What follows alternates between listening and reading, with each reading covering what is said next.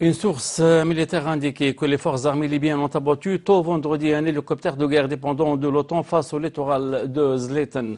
Il s'agit du troisième hélicoptère de guerre de l'OTAN abattu depuis l'utilisation de ces genres d'avions par les forces de l'OTAN contre la Grande Jameria. A rappelé que les forces armées libyennes ont profondément touché la frégate canadienne Charlestown et le destroyer britannique Liverpool la nuit du 12 mai dernier alors qu'ils étaient en train de pilonner la ville de Zleten et la région de Daphnia. Le général d'armée Bachir El-Hawadi, coordinateur des commandements populaires sociaux dans la région de Ouaddan, s'est réuni jeudi soir avec les activistes populaires et les chefs des tribus de Ouaddan. La réunion a porté sur les retombées de l'agression de l'OTAN sur le peuple libyen.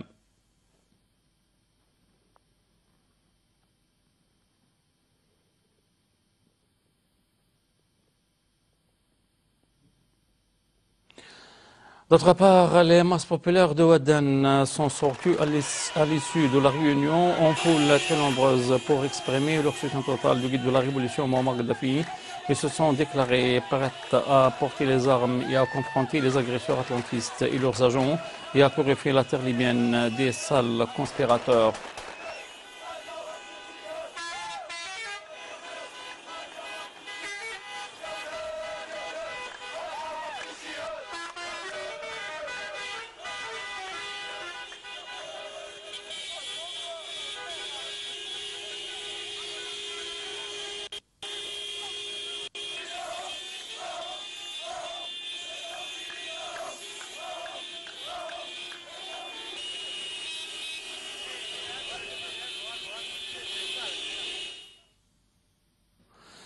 Une source militaire a indiqué que la région de Bab el-Aziziya à Tripoli a été vendredi la cible des frappes aériennes de l'alliance colonialiste de Croisade. Cette même source précise que les frappes aériennes de l'OTAN ont visé également jeudi soir des objectifs civils et militaires dans la région de Zouara. A rappelé que les frappes aériennes de l'OTAN visant les capacités humaines et matérielles du peuple libyen sont financées par les chers agents de Qatar et des Émirats.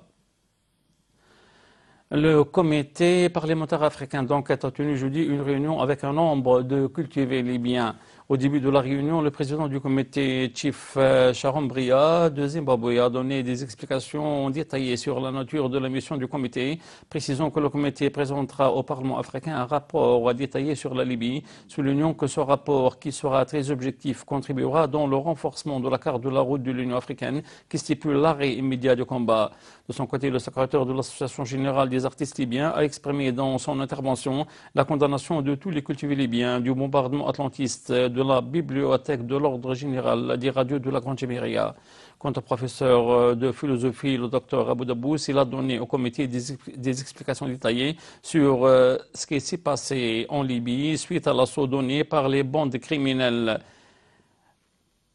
contre les casernes pour s'emparer des armes et des munitions et les utiliser dans leurs opérations terroristes contre le peuple libyen, précisant que les bandes armées à Benghazi agissent sans itinéraire précis, soulignant que ce sont des bandes regroupant des éléments d'Al-Qaïda et d'autres agents des services de renseignement étrangers recrutés pour favoriser la réoccupation de la Libye, indiquant que ce qui se passe en Libye est une affaire purement interne et les mouvements de protestation et de sit-in organisés en Libye confirme que Muammar Kadhafi représente la légalité et une assurance de la paix et de la stabilité dans la patrie, ajoutant que si cet homme sera touché, une guerre intestine sera déclenchée en Libye, guerre qui s'étendra aux autres pays voisins vu le prolongement des tribus libyennes dans ces pays.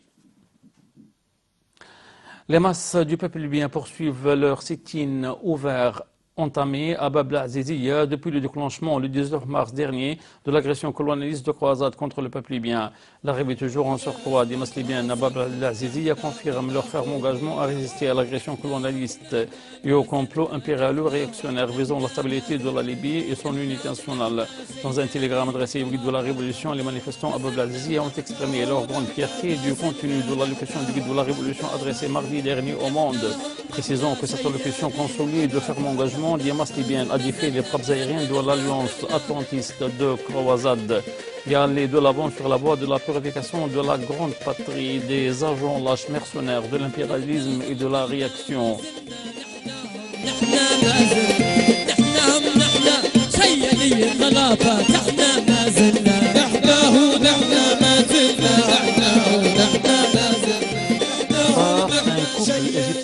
fêté jeudi soir son mariage devant le domicile du guide de la Révolution qui résiste toujours à Bab Azizi à Tripoli, et ce en présence de foules très nombreuses de masses libyennes qui maintiennent leur sit-in entamé depuis le début de l'agression colonialiste de croisade contre le peuple libyen.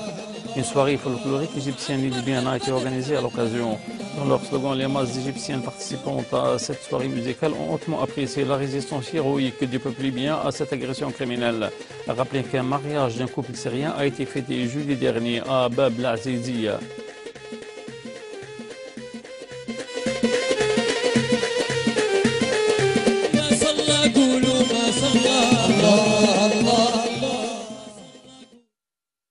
La manifestation populaire se poursuit dans les diverses régions de la Congéméria en signe de cohésion totale avec le guide de la Révolution Mohamed Gaddafi dans son confrontation courageuse de l'agression colonialiste de croisade.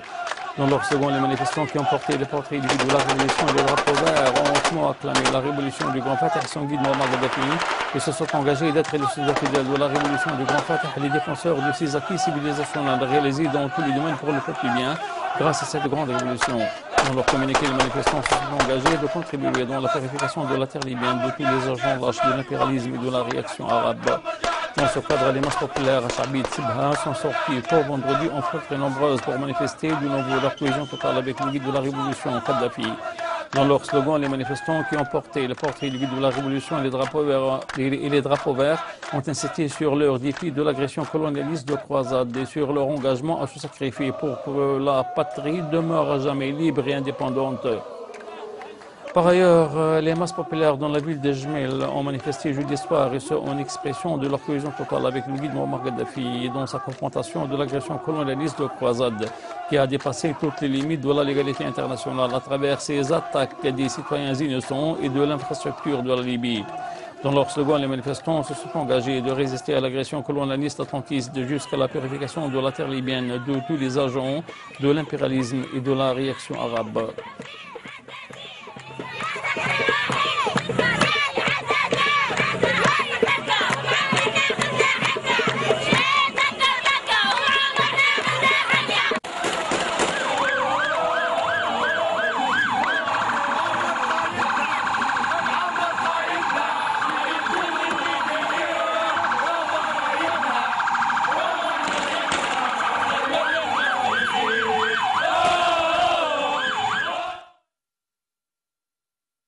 Wadi El-Haya ont organisé leur forum. Dans leur allocution, les jeunes des Touaregs à Wadi El-Haya ont affirmé leur cohésion totale avec le guide de la Révolution Mohamed Gaddafi, symbole de la fierté du peuple libyen. Ils se sont engagés d'être les soldats fidèles de la Révolution du Grand Fatah et les défenseurs de ces acquis civilisationnels réalisés dans tous les domaines pour le peuple libyen.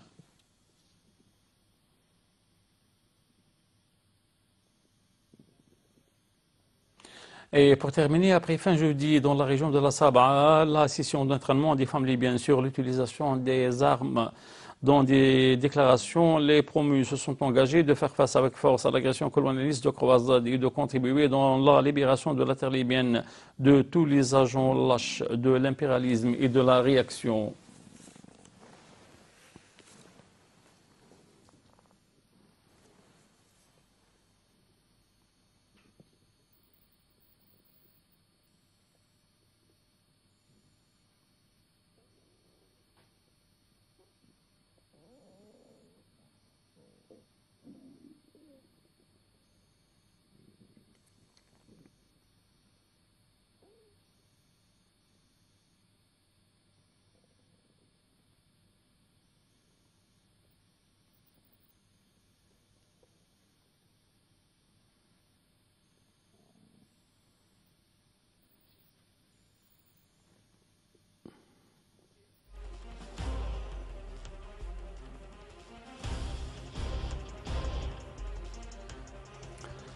Fin de ce téléjournal, mesdames, messieurs. Excellente soirée.